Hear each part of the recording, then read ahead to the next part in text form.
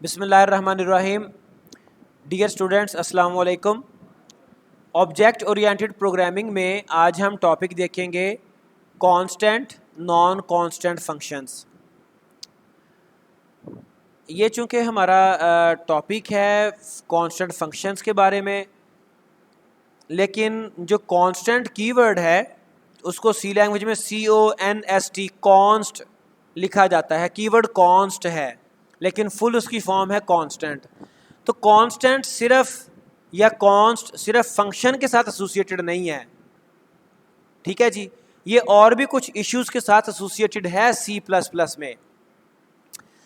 Constant is something that doesn't change. Basic concept आपने previous classes में ये आपके पास है। एक कांस्टेंट होता है, इसके अपोजिट है variable which might be changed, ठीक है जी। In C language and C++, we use the keyword const to make program elements constant. Program element से मुराद क्या है? वही जो मैंने आपको बताया कि C में सिर्फ फंक्शंस ही नहीं हैं जो कांस्टेंट होते हैं, इसके अलावा भी कुछ एलिमेंट्स हैं, ठीक है। तो उन एलिमेंट्स को कांस्टेंट बनाने के लिए कीवर्ड कॉन्स्ट यूज किया जाता है। Const keyword can be used in many context in uh C++ program. वो कौन कौन से कॉन्टेक्स्ट हैं? वेरिएबल भी कांस्टेंट हो सकते हैं, ठीक है जी। वेरिएबल से मुराद जो हम डिक्लेयर करते हैं किसी भी टाइप के, जो हमारे पास डाटा टाइप्स हैं, किसी भी टाइप का हम वेरिएबल डिक्लेयर करते हैं ना, तो वो वेरिएबल भी कांस्टेंट हो सकता है। क्लास मेंबर फंक्शन भी कांस्टेंट हो सकते हैं। हमारा टॉपिक ये है। इसके अलावा और कौन कौन से कॉन्टेक्स्ट में कॉन्स्ट यूज होता है? पॉइंटर्स कांस्टेंट हो सकते हैं। पॉइंटर्स का कॉन्सेप्ट हमने प्रीवियस लेक्चर में ले लिया हुआ है। Function arguments and return types constant हो सकती हैं। आर्ग्यूमेंट्स जो फंक्शन चलने के लिए कोई वैल्यूज फंक्शन लेता है, ठीक है, जो रिटर्न टाइप वो कांस्टेंट हो सकती है। क्लास डाटा मेंबर्स मतलब क्लास के जो वेरिएबल्स हैं वो कांस्टेंट हो सकते हैं। और ऑब्जेक्ट्स, क्लास हम बनाते हैं वो एक टेम्पलेट है, ठीक है जी, एक कॉन्सेप्ट है, लेकिन जो उसकी फिजिकल हम एग्जिस्टेंस के लिए ऑब्जेक्ट बनाते हैं वो भी कांस्टेंट हो सकता है, ठीक है। तो सबसे पहले हम देखेंगे कांस्टेंट वेरिएबल।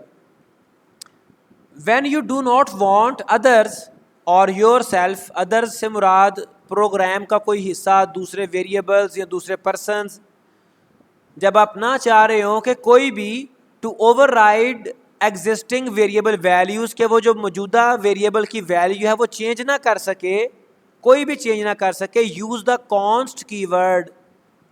तो उसके साथ आप कॉन्स्ट कीवर्ड यूज़ करेंगे। ये करता क्या है? ये वैल्यूज़ को अनचेंजेबल बना देता है, रीड ओनली बना देता है। बेशुमार हमारी वैल्यूज़ ऐसी हैं जो हमें हमारा मतलब हम अगर ब्रेनस्टॉर्मिंग करें, सोचें, तो वो चेंज नहीं होनी चाहिए। बड़ी कॉमन सी बात है, किसी भी पर्सन की, स्टूडेंट की, पर्सन की date of birth, that should not be changed, ठीक है। इस तरह से बेशुमार और वैल्यूज़ हैं। आप फिजिक्स पढ़ के आए हैं, उसमें बेशुमार कांस्टेंट वैल्यूज़ हैं। छोटे जी की वैल्यू, बड़ा जी, ये वो, ग्रेविटेशनल फोर्स, तो वो वाली वैल्यूज़ ऐसी हैं जो कि कांस्टेंट रहती हैं, चेंज नहीं होनी चाहिए। मिस्टेकनली भी कोई चेंज ना कर सके, इसलिए हम उस वेरिएबल के साथ कॉन्स्ट कीवर्ड यूज कर लेते हैं। Constant variables must be initialised eight the time of declaration. फिर इसमें एक और पाबंदी है। आमतौर पे हम कोई वेरिएबल डिक्लेयर करते हैं ना, मैंने लिखा इंट और वेरिएबल का नाम मैंने लिख दिया n, इसको मैं चाहे जब मर्जी इनिशियलाइज करूं, ये मैंने डिक्लेयर किया है वेरिएबल, अभी इट इज़ डिक्लेरेशन, इसको जब मर्जी मैं इनिशियलाइज करूं, कोई पाबंदी नहीं।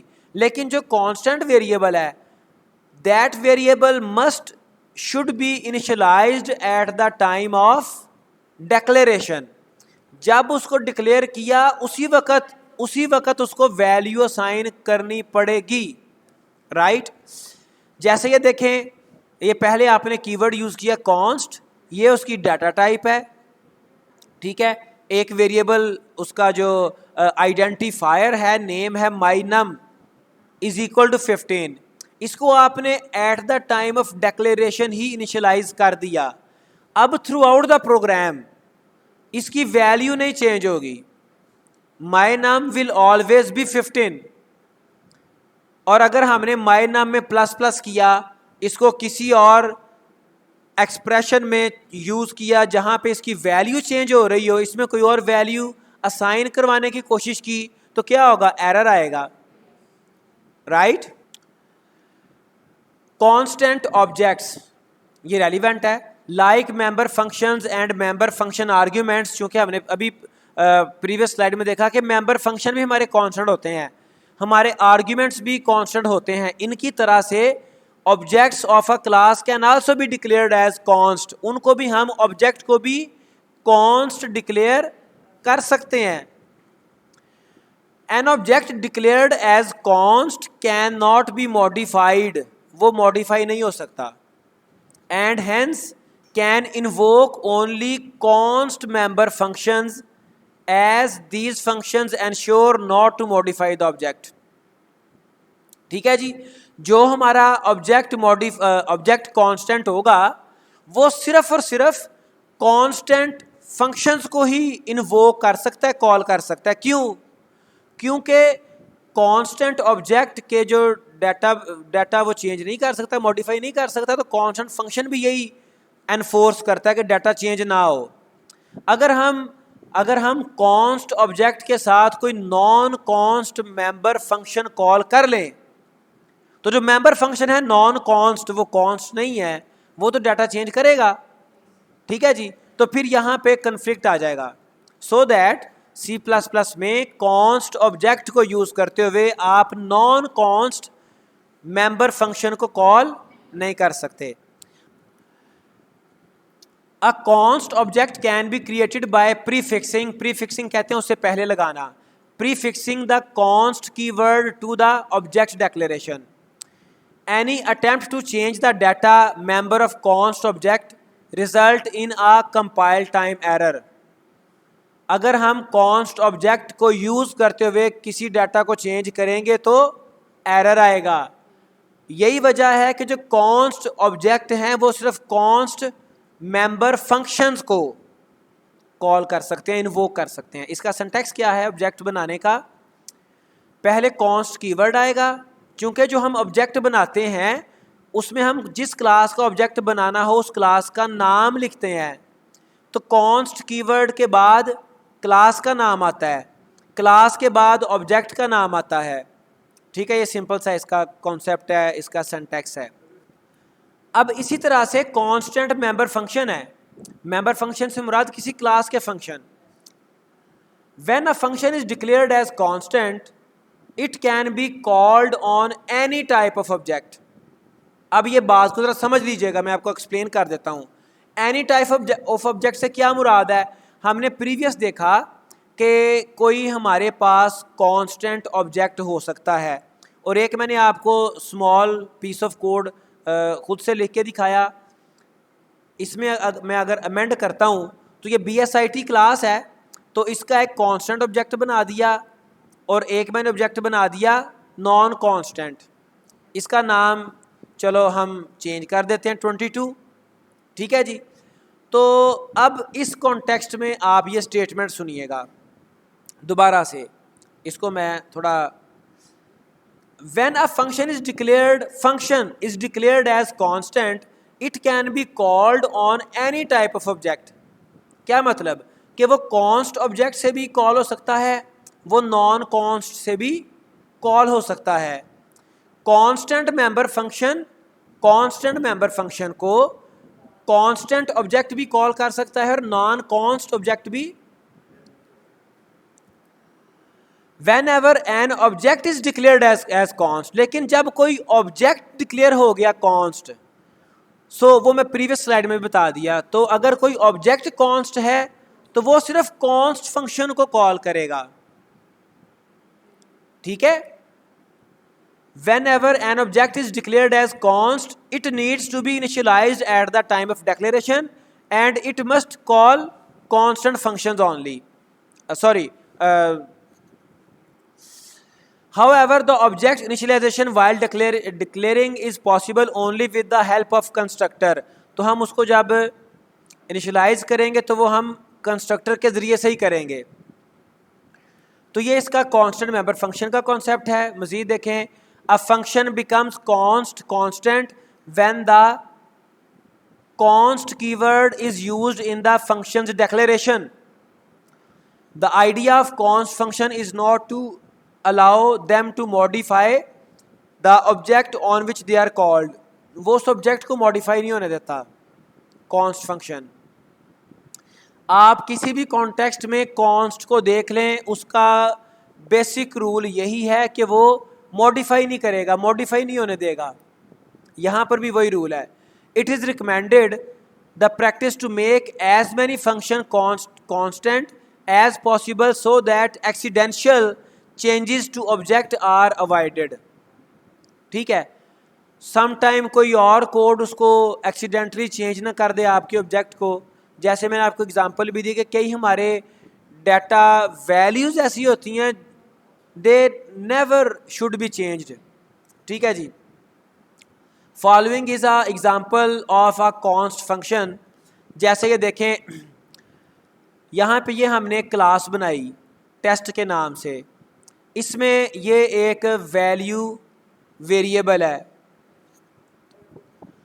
अब ये देखें कि ये जो वैल्यू वेरिएबल है ये बाय डिफ़ॉल्ट, चूँकि हमने इसके ऊपर स्कोप नहीं बताया, एक्सेस मॉडिफायर नहीं लिखा, तो बाय डिफ़ॉल्ट जो स्कोप है वो प्राइवेट है। ठीक है जी। Now this value variable data member is of private type of scope. अब ये पब्लिक स्कोप हमने शुरू किया, यहाँ पे ये टेस्ट कीवर्ड है, सॉरी टेस्ट आइडेंटिफायर है। What is this? So here test is a constructor because it has the same name as the class। ठीक है जी।